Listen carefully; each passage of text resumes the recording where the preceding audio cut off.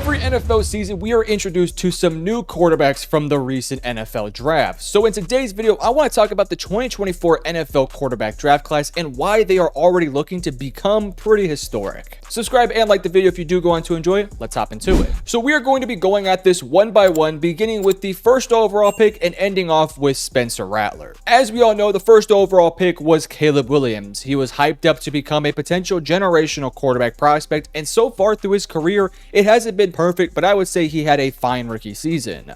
In his rookie season, he had a completion percentage of 62.5%, 3,541 passing yards, 20 touchdowns, and 6 picks. He also ran the ball for just under 500 yards as well. Now, when talking about Caleb Williams, there's two things we have to talk about. Number one, the type of generational talent that he was coming out of college, and number two, the Chicago Bears season last year. So we'll begin by talking about his time at USC and Oklahoma. When he immediately stepped on the field for Oklahoma, it was pretty clear and obvious that Caleb Williams was just simply put a special generational talent. His ability to improvise big plays, his cannon of an arm, his overall general accuracy was all incredible at Oklahoma, and then he transferred to USC and he just continued it on over there. Despite playing for a USC team that frankly was not as talented as what you would think for being one of those top tier programs, he still made the best of the situation. And no, it's not to say that USC is void of talent. They have plenty of talent. It's just they're not as talented as like a Bama or Georgia or one of those type of schools. Regardless of that though, it was seen that Caleb Williams was very clearly put the number one quarterback of this draft class just based off pure talent, potential, and what the thought process of what he could become at the NFL. The NFL is slowly becoming a more improvisational game where you're going to see a lot of teams look for those big cannon arm quarterbacks that can make big splashy plays out of the system while also working very well within the system. You look at Patrick Mahomes, Josh Allen, Lamar Jackson, even at times Joe Burrow. Those are guys who can thrive within the system of their offense, but they can also make big splashy plays outside of the pocket and outside of what the system wants you to do. Caleb Williams was thought of somebody who could be that guy, which then brings me to the Chicago Bears. Last year, the Chicago Bears had a lot of talent, but they were fundamentally flawed on the offensive line. The offensive line last year was not good at all. It was constant pressure on Caleb Williams, a ton of sacks, some Caleb's fault and some not his fault. For a young quarterback that needed a little bit of some time to develop, it was kind of a tough situation for him to step in there and have to play behind such a putrid offensive line. Again, constantly under pressure. I felt like it kind of maybe hurt his confidence at certain points, but I thought despite that, as the season progressed, he got better and better and better. It's not to say that he was good, nor did the better performances from Caleb lead to any sort of success win-wise, but I did feel like as the year went on, Caleb got a bit more confident. He started playing better within the system. He wasn't making those boneheaded plays that he was early on in the season. So just in general, I thought it was a fine rookie season from Caleb Williams. Definitely not the most impressive of the quarterbacks we'll talk about in this video, but definitely something to build off of. As of right now, I easily think Caleb Williams will end up being an awesome quarterback prospect. He has all the talent in the world, and now the Chicago Bears have a special offensive-minded head coach while also having a really solid offensive line that was built this offseason. Let's now talk about the second overall pick in Jayden Daniels. Now, Daniels kind of had a bit of a roller coaster college career, starting off with Arizona State, having to go through the COVID stuff, and then transferring over to LSU. With LSU, that was really when he broke out, specifically when he won the Heisman in, I believe it was last year in college. But he broke out on the scene, and funnily enough, even after that Heisman campaign, initially he wasn't seen as the second best quarterback prospect of the draft. It wasn't until scouts and teams actually got to meet with Jayden to actually learn who he is and just kind of get more information about him that he started to fly up draft boards until at some point he was the consensus second or third overall pick. And for the Washington Commanders, they selected Jayden Daniels with the second overall pick after he had an awesome year for LSU, and it definitely worked out. On the year, Jayden Daniels had a completion percentage of 69%, 3,568 passing yards, 25 touchdowns to 9 picks. And running the football, he had 148 carries for 891 yards and 6 additional rushing touchdowns. He would go on to win Offensive Rookie of the Year. He was just one of those quarterbacks that was so special from the get-go. He didn't really have a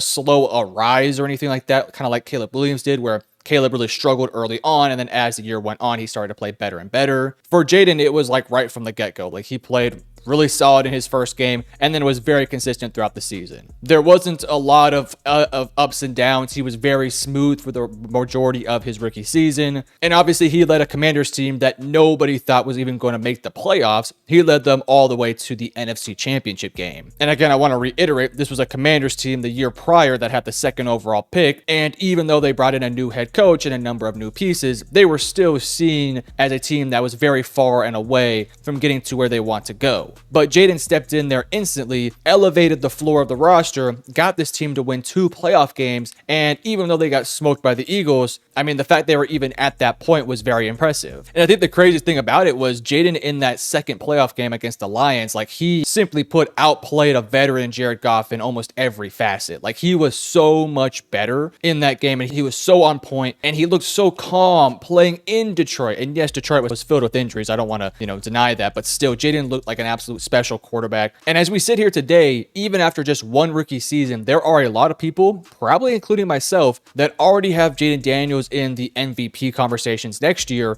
and already have Jayden Daniels as a solid top 10 quarterback in the league. And this is only after one season. Now, I do expect his sophomore season to maybe come back down to earth a smidge, but at the same time, I wouldn't be surprised if it was the opposite and he consistently gets better. I do think Jayden Daniels will be an awesome quarterback for the Commanders. He fits the team perfectly. The team around him is getting better. The head coach is awesome there. And yeah, this is just a great spot for Jayden Daniels, and I'm happy to see his success. Next up with the 3rd overall pick, we're talking about Drake Maye to the New England Patriots. Now, this was a very interesting rookie season because unlike Caleb and Jayden Daniels, Drake Maye actually started off on the bench. Now, coming out of college for UNC, Drake Maye was the consensus 2nd or 3rd best quarterback as the process went on. Initially, he was seen probably as the 2nd prospect, and then as I mentioned with Jayden, how the interviews and how that process kind of went, Jayden kind of fell on top of him, and then Drake kind of fell below him, which was fine. He ended up in the 3rd overall pick, and frankly, I think he fell into a perfect situation. When Drake did come out of college, there was a lot of flaws to his game, but he was kind of seen in a similar light to Caleb Williams, the style of quarterback that can work within the system, but also can make those out of structure plays that elevate his game from potentially being a solid quarterback to one of the best quarterbacks out there. And I would say in the small sample size, he only played 13 games, by the way, but in that sample size that we did see him in, I thought we saw the good and the bad of Drake Maye. Now, let me also say, similar to Caleb Williams, this Patriots team was not ready for a rookie quarterback. They did not have any really solid receiving options. They also didn't have a consistent ground game, and the offensive line was also very weak last year for the New England Patriots. So this was a team that Drake Maye had to take over, and it was fundamentally flawed on the offense in almost every single positional room. Not to mention their head coach also got fired at the end of the season, so clearly there was something there as well. So even though it was a really bad situation for a young quarterback to enter into, he was able to kind of make the most of the situation, and I thought he played pretty darn well. In 13 games, he had a completion percentage of 66.6, 2,276 passing yards, 15 touchdowns to 10 picks. He also got sacked 34 times in those 13 games, which is not good. And he had 54 carries for 421 rushing yards and 2 additional touchdowns. Even though those numbers are not like mind-blowing, I do think it's a really good start to his young career. Again, I think it's very important that we say that coming into his rookie season, he was seen as sort of a developmental piece, somebody that needs time to grow and become the player that we think he can be. In some ways, I kind of thought of him, and I don't want to compare him to Josh Allen, but in some ways, I kind of think his career will look similar to Josh Allen in terms of his first like 2, maybe 2.5 seasons into the NFL. May not be pretty, may not be perfect, but he's going to learn a lot and grow and develop. And each year he'll get better and better and better. And by the time he gets into his 3rd year or his 4th year, or maybe even next year, like he will be the quarterback the Patriots drafted him to be. He's got so much talent, a cannon of an arm. He's a pretty solid athlete. He moves well in the pocket. He's a smart player. He does have that tendency though to make kind of boneheaded plays where it's like, what are you looking at? Why are you making that throw? But again, you kind of want him to make those mistakes early on. Now, similar to Caleb Williams, where the team was not very talented in terms of certain positions last year, this year the Patriots also got significantly better. They brought in a veteran receiver in Stephon Diggs, who ironically enough also worked with Josh Allen and really helped him. Maybe he can do the same for Drake. They also had a really good draft where they selected a whole bunch of really key offensive pieces like a Travion Henderson, a Will Campbell, not to mention Kyle Williams. They shored up some of the pieces on the offensive line. I still think there needs to be work done next offseason, but it's at least better than what it was last year. And in general, there's a lot more talent surrounding Drake Maye. They also were fairly aggressive in adding pieces to the defense as well, so defensively offensively, they should be pretty good next year. I don't expect the Patriots to make the playoffs, but I do expect them to take that next step forward, and that is mainly because I expect Drake Maye to also take that next step next year. He had a fine rookie season. He now has a bunch more talent around him. Also, a awesome head coach who made Ryan Tannehill look like a solid quarterback. So I expect Drake Maye to step in there next year, feel comfortable, feel more confident, have the keys to the offense, and probably play a lot better next year. In terms of his outlook, kind of like Caleb Williams and kind of like Jayden Daniels, I could easily see a world where Drake Maye ends up becoming like a top 10 quarterback because he's ridiculously talented. Moving on to the 8th overall pick and what was the actual surprise of the draft, the Atlanta Falcons surprisingly took Michael Penix Jr. Now, coming out of Washington, Michael Penix Jr. had an incredible season for Washington. I mean, he was just spectacular. His game against my Texas Longhorns in the playoffs was so dominant. He made every single throw. He was honestly perfect in that game. But coming into the draft, there was a lot of question marks to his game. Number one, he was a 24 or 23-year-old prospect, so a little bit older than a Caleb or a Drake Maye. He was also a lefty quarterback, which also raised some concerns. There was also just general concerns with his game. There was some concerns with his injury history and so on and so forth. So coming into that draft, he was kind of a consensus late to maybe mid first rounder to maybe even potentially an early second round pick. And at that point of the draft, before the draft ever happened, the Falcons were a team that picked up Kirk Cousins. So there was really nobody expecting them to take a quarterback that year after they just paid Kirk Cousins a massive 4-year deal. But then, out of nowhere, they took Michael Penix Jr., and I guess you could say the Falcons are probably right now, and they're probably happy they took him because Kirk Cousins did not look good at all last year. And Michael Penix Jr., even though it was a very small sample size, like 3 or 4 games, he played, I thought, pretty well. He did have a lower completion percentage, only at 58.1%, but 775 passing yards, 3 touchdowns, and 3 picks. I also will say a lot of those picks were not really his fault. I just thought in general he looked pretty sharp out there. Again, it was a very small sample size, so it was really difficult to kind of say that he was a good player or a bad player. Like, he literally played like the backstretch of the games late in the season, and it was up against some pretty good competition, and he was really competitive with every team out there. It's hard to say right now if Penix is going to end up becoming the quarterback we think he can be. However, he's going to be the starting quarterback for the Falcons next year. I thought he showed some really good glimpses last year. I also thought if you just look at that Washington tape that he played for the Huskies and what he did those last 2 years there and how good and dominant he was late into those seasons and what he can translate from his game then to now, I'm looking at quarterback Michael Penix and think he's legit. I think he has a potential to be an awesome quarterback. In that short sample size we did see him with the Falcons, he looked confident, he looked comfortable, he didn't look rattled or anything like that. He didn't play particularly special like a Jayden Daniels, but I thought he had some really good plays out there, some tight window throws, was playing with well timing and made some deep shots downfield, was very smart, accurate, didn't make a lot of mistakes. And again, very small sample size. I mean, it was literally like 3 games, so we can't take much from it, but from what I saw, I was fairly impressed, and I feel really comfortable moving forward that he could end up being the quarterback the Falcons need. This Falcons team is very talented, has a solid offensive line, some good defensive pieces, some good solid weapons around him. Now they just kind of need the quarterback to step up, and I think they have the guy in Michael Penix. Really quickly, we'll talk about JJ McCarthy, who was selected with the 10th overall pick to the Minnesota Vikings. Now, it's kind of hard to talk about JJ when he literally only played like 1 preseason game and then missed the rest of the season. However, we'll briefly cover what I thought of him in college and just how great he looked in the preseason and where he sits right now. Coming out of college, I was not the highest on JJ McCarthy. I kind of felt like the system that Harbaugh ran with how dominant of a ground game they had and just how much talent he had around him kind of elevated JJ McCarthy's game a smidge. However, once every single NFL team was like, this guy can be awesome, I sort of felt like, you know what, if every NFL team is saying this, maybe I'm just wrong. So obviously and clearly I was wrong because he was taken with the 10th overall pick, and I wasn't thinking he was a bad prospect. I just kind of thought he was like a late first or the second round pick. He goes 10th overall, and look, he only played 1 game, and it was a preseason game, probably up against a lot of backups, but man, he was good in that game. Like, just so solid. He stood in there, made some tight window throws. He looked poised, he looked confident in a different system that wasn't a Harbaugh system where it's a very heavy run attack, in a Kevin O'Connell system, which likes to run the ball too. He just looked so comfortable in that system. He was making these super nice throws downfield. He had like 2 deep shot touchdowns that were beautiful, well timed, well thrown. He did unfortunately have an injury that made him miss the rest of the season. Frankly, with the injury or without the injury, with how how well Sam Darnold played, JJ probably wasn't going to play at all. Maybe late in the season when Sam kind of struggled, but more than likely not. But now we enter into the 2025 season. Darnold is now a Seattle Seahawk, and the Vikings have only brought in Sam Howell to compete with JJ McCarthy. So I do think there's a shot that Sam could start, but in all likelihood, JJ McCarthy will be the starting quarterback. He's obviously younger. I just think he's more talented. We've kind of seen the Sam Howell experiment, a lot of turnovers, but also a lot of flashy plays here and there.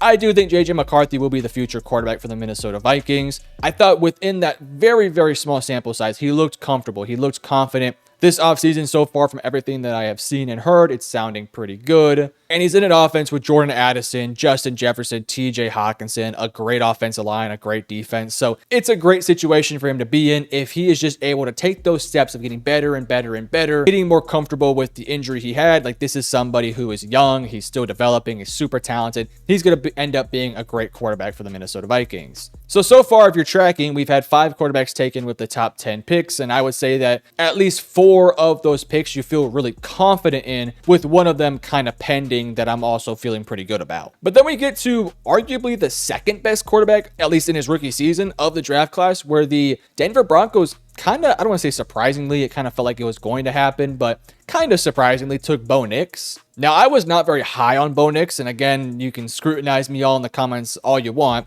I felt like I was kind of with the media on this one, where I kind of felt like he was best suited as like a late first, early second round pick. When he went 12th, though, especially to the team that he went to, I felt a lot better about the pick. Like, the Denver Broncos were such an ideal spot for Bo Nix. Like, it was just a marriage. Sean Payton and Bo Nix was just perfect. And this might be a bit of a hot take, but I think if the Broncos had like the 4th overall pick, I genuinely still believe their pick probably would have been Bo Nix. Like, I felt like the Broncos just fell in love with Bo Nix and how perfect he fit in the system and with that situation. Like, even if JJ was there or even if Penix was there, I kind of still feel like the Broncos may have very well ended up with Bo Nix at that 4th overall pick. Now, if they had the 3rd or 2nd, they're probably taking Daniels or Maye, but still, I think they would have taken Bo Nix in most situations all the way up to like the 4th overall pick. Now, Bo Nix was an older prospect. He came into last year around 24, 25 years old, and I thought he looked his age. He looked mature. He looked ready to go from like the get-go. He didn't really struggle too much on the year. 3,700 passing yards, 29 touchdowns, 12 picks. Led the Denver Broncos to a playoff spot. Of course, we all know what happened. They went up against a juggernaut in the Buffalo Bills, and Bo Nix wasn't quite yet ready for that, nor were the Denver Broncos at all. But this offseason, they've added so much to their defense to where now Denver has, in my opinion, the best defense in the NFL. And Bo Nix had an awesome rookie season with a very,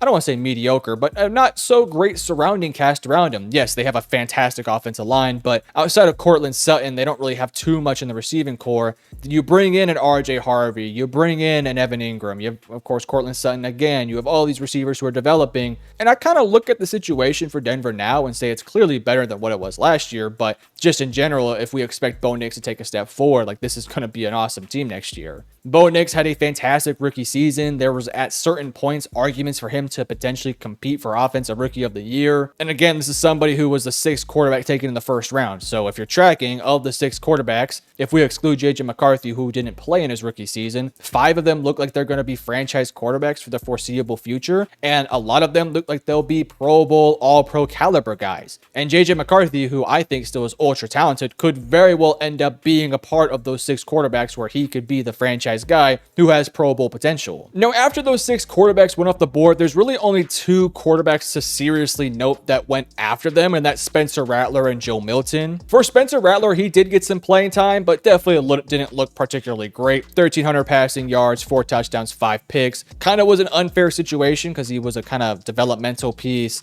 The team around him was really struggling with injuries, and I thought he did enough, but also made a lot of mistakes too. In terms of what his future outlook is, right now he's in a quarterback competition with Tyler Shock. I do think regardless of how that goes, I think Shock will be the starting quarterback, and I think Rattler should be an awesome backup quarterback for the foreseeable future. And then there's Joe Milton, who just got traded to the Dallas Cowboys. He's now developing behind Dak Prescott, and I kind of think that he, of a lot of these quarterbacks taken in the back end of this year's draft, I kind of feel like he has a shot to genuinely become something. something. He was uber talented coming out of Tennessee, but very just kind of flawed with his game. He didn't really see the field particularly good. He had some boneheaded decisions, but we all knew like he has the look, the stature, the athleticism, and he has a rocket connected to his arm that he can make any throw out there on the field. But now he sits there in a really nice situation where I didn't really love his spot with New England because he was developing behind a rookie quarterback who was also developing. Now he can enter into a situation where there's really no pressure on him. He just has to develop behind what I think is an awesome quarterback in Dak Prescott. I also think the situation around Joe Milton is really good too, with Pickens, CD, Ferg, solid offensive line that's super young. With Dak being now in his 30s, and I think maybe has 4 to 5 really good years left in him, Joe Milton can develop behind him for 2, 3, 4 years.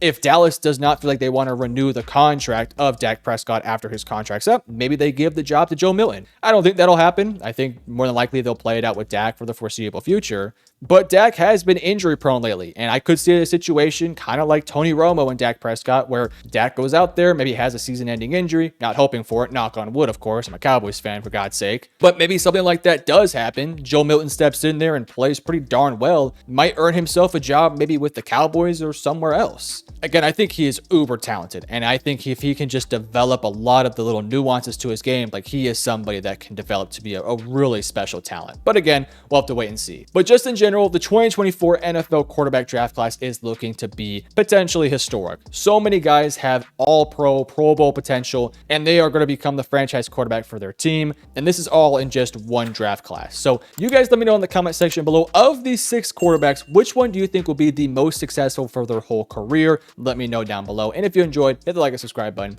Love you guys. Peace.